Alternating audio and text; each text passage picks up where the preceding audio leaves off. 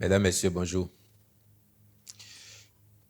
Je me tiens devant vous en ce moment et vous devinez bien pourquoi. Notre pays ayant vécu il y a quelques jours des événements d'une gravité extrême, lesquels justifient que nous nous retrouvions pour en tirer les enseignements et en dire aussi à cette étape-ci l'essentiel.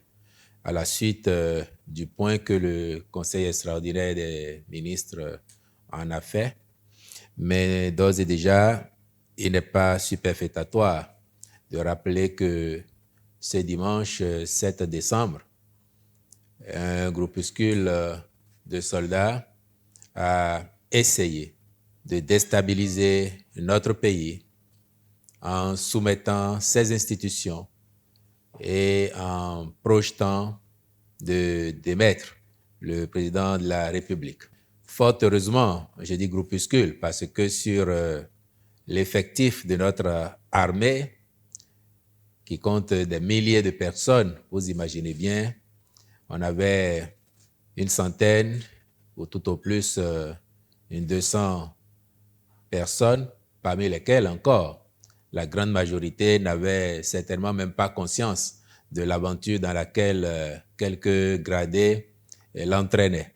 Et donc, fort heureusement, notre armée étant républicaine, le gouvernement ayant travaillé ces dernières années à renforcer la résilience de notre pays, mais aussi de ses institutions, au nombre desquelles l'armée nationale n'a pas été du reste, il vous souviendra que de tous les points d'étape que nous faisons relativement à la mise en œuvre du programme d'action du gouvernement, nous mettons également en avant les efforts qui ont été faits pour rendre notre armée opérationnelle, lui assurer les moyens. Et puis, plus particulièrement encore, dans le cadre de notre lutte contre le péril djihadiste, nous avons fait monter en puissance cette armée, dont la garde nationale, qui en est la dernière création, due au président Patrice Talon, est assez bien équipée, bien entraînée, dispose d'infrastructures modernes, comme la caserne de Dessa Alada, comme la base militaire de Togben, dont on se rendra compte un peu plus tard dans la journée du dimanche qu'elle était en fait la source de la mutinerie. Donc, ce sont ces efforts qui ont permis cette montée en puissance, qui ont permis que des moyens logistiques aussi importants soient à disposition. Et je vais dire au passage que si on n'avait pas à cœur les performances de notre armée, si on n'avait rien fait depuis 9 ans, il n'y aurait pas eu autant de moyens que quelques-uns auraient voulu utiliser pour soumettre notre démocratie, la stabilité de notre pays et nos institutions.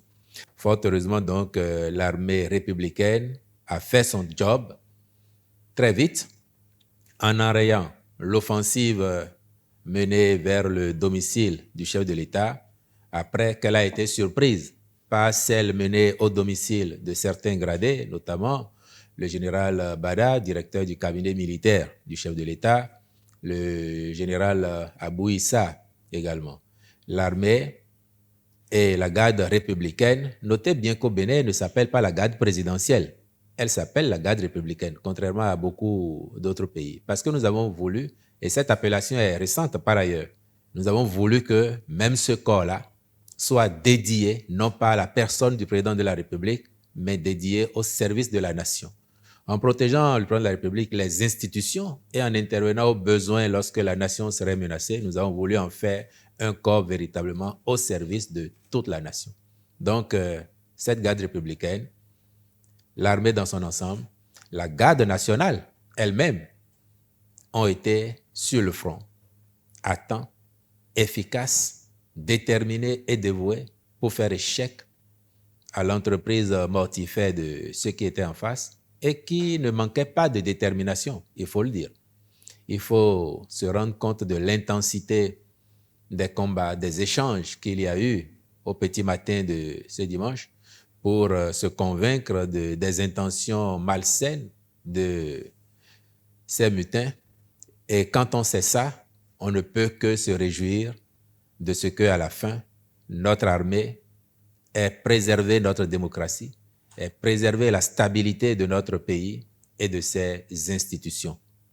On nous dira, oui, comme on a pu entendre ici, en exagération même parfois, que tout cela n'a été possible, c'est-à-dire que le retour au calme, la maîtrise de la situation n'aura été possible que parce qu'il y a eu un concours étranger. Je vous dirais non.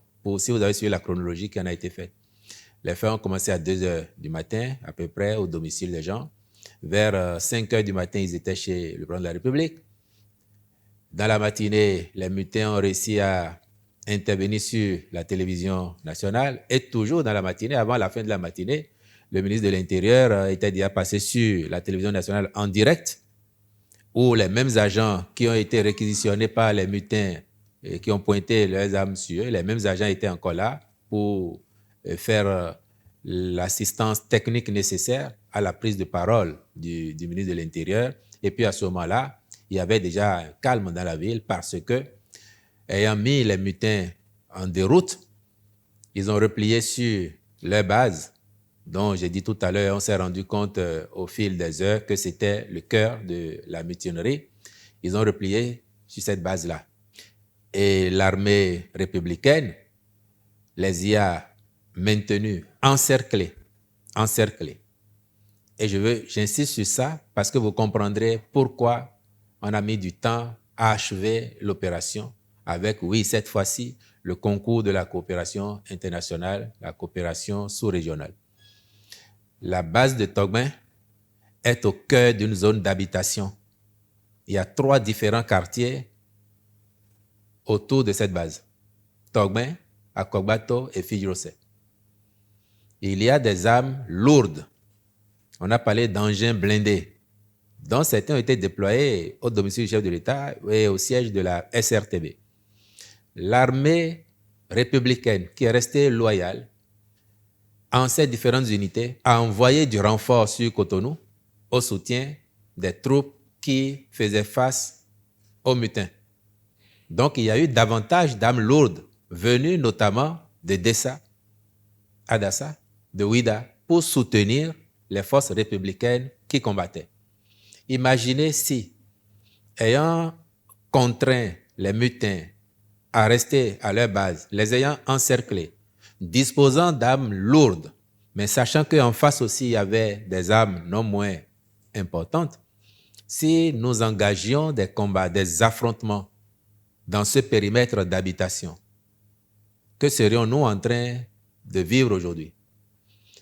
Quand le chef de l'État a eu le point de la situation sur le terrain, quand on s'est rassuré que les mutins étaient à leur base, mais il restait la question de savoir si on engageait les opérations, quelles pourraient en être les conséquences.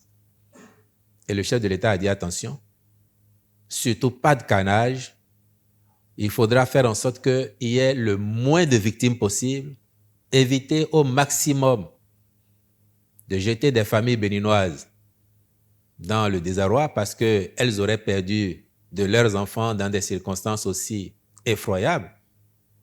Et je n'ai pas évoqué tout à l'heure la perte de l'épouse du général Bada dans les conditions que l'on sait là. Donc, il a été question de ne pas engager les combats, sauf si éventuellement, ils osaient déclencher, sortir déjà de la base et déclencher les combats. Mais nous, du côté de l'armée républicaine, les consignes étaient claires, vous n'engagez pas de combat dans le quartier. On peut jouer sur le temps jusqu'à ce qu'il y ait leur édition, mais surtout pas de combat. Et puis on a pris le temps d'évaluer la situation et de dire, bon, dans tous les cas, les choses ne peuvent pas en rester là. Et de l'intérieur, il peut toujours y avoir des velléités. Ils peuvent s'organiser autrement. Qu'est-ce qu'il faut faire? C'est en ce moment-là que l'option de frappe ciblée a été prise. Ciblée parce que les engins qui étaient dedans, il fallait faire en sorte peut-être de les immobiliser pour empêcher les mutins de se remettre à les utiliser en les déployant dans la ville. C'est à ce moment-là qu'effectivement, la coopération est entrée en jeu. Parce que le chef de l'État, les autorités militaires ont discuté avec leurs homologues au sein de la CEDEAO et à l'international. Notamment, on a parlé également avec le président Tinubu, le président Ouattara, le président Macron, qui sont même spontanément parfois venus aux nouvelles. Et c'est dans ce cadre que la CEDEAO a donné mandat au Nigeria pour mener les frappes ciblées. Et vous avez vu le compte-rendu du Conseil, les mots n'ont pas été mis au hasard. On voulait qu'elles soient ciblées, chirurgicales, pour qu'il n'y ait pas de victimes collatérales, surtout pas de victimes civiles, et pas non plus de victimes militaires, surtout si les intéressés ne sont pas armés. Le droit international a des règles.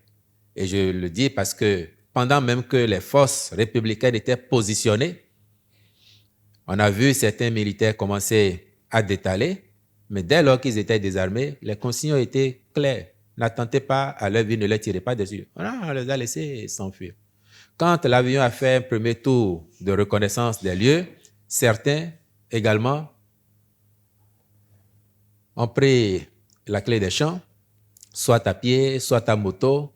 Ils n'ont pas été inquiétés. Donc, c'est vous dire le comportement républicain et humanitaire de nos forces armées béninoises.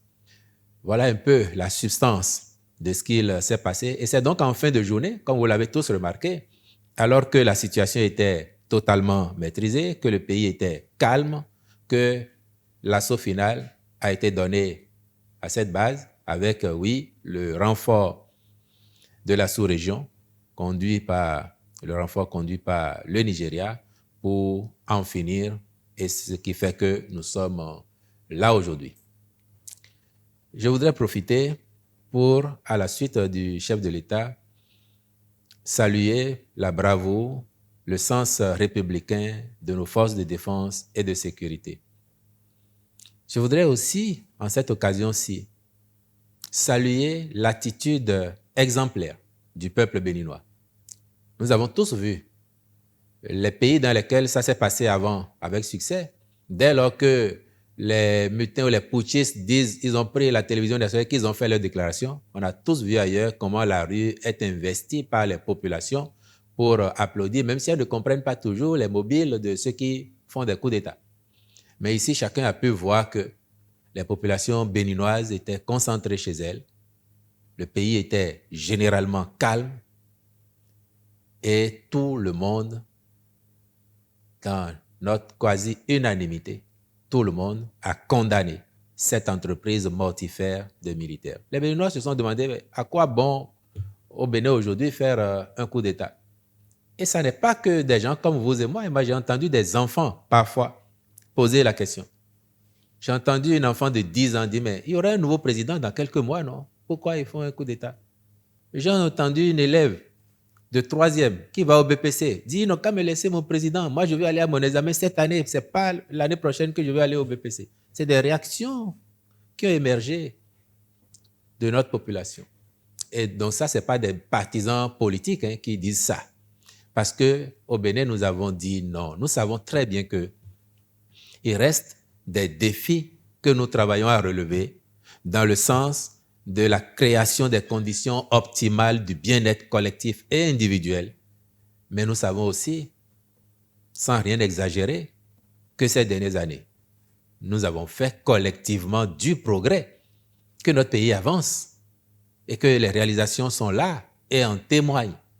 Donc après que sous prétexte de revendications fallacieuses ou d'inféodation à tel ou tel courant d'ici ou d'ailleurs, l'on veuille prendre le pouvoir par les armes, cela nous aurait fait reculer, mais dramatiquement reculer, j'ose le dire, de près d'un siècle en arrière. Fort heureusement, nous avons donc travaillé ces dernières années à bâtir un État résilient, des institutions fortes, dont notre armée aussi, et le résultat, c'est ça qui permet que vous et moi, nous soyons ici aujourd'hui en capacité de discuter et de nous entendre. Pour les quelques-uns parmi nous, parmi vous aussi peut-être, qui s'étaient déjà réjouis de la perspective de voir un pouvoir renversé, des militaires s'installer, c'est parce qu'ils n'ont certainement aucune conscience de ce qu'il aurait pu se passer et des inconnus qu'il y a toujours dans ce genre d'entreprise. Les pays dans lesquels c'est arrivé, où les gens ont applaudi, Il y en a qui, depuis 3 ans, 4 ans, 5 ans, se demandent quand est-ce que ça va finir, ne voient pas les perspectives. Dans le même temps qu'ils ne voient pas leurs conditions de vie s'améliorer particulièrement ou substantiellement. Donc, je crois que c'est beaucoup plus par ignorance, par naïveté, que certains, heureusement, ça a été sur les réseaux anecdotiques, ils sont ultra marginaux, ceux qui ont osé faire l'apologie du crime. Je crois que c'est beaucoup plus par naïveté, par ignorance qu'ils l'ont fait, et je ne leur souhaite pas. S'ils veulent savoir comment ça se passe, qu'ils aillent dans les pays où ça s'est déjà fait, qu'ils y vivent 1, 2, 3 mois, et puis ils reviendront nous rendre compte de comment la vie est belle dans ces pays-là.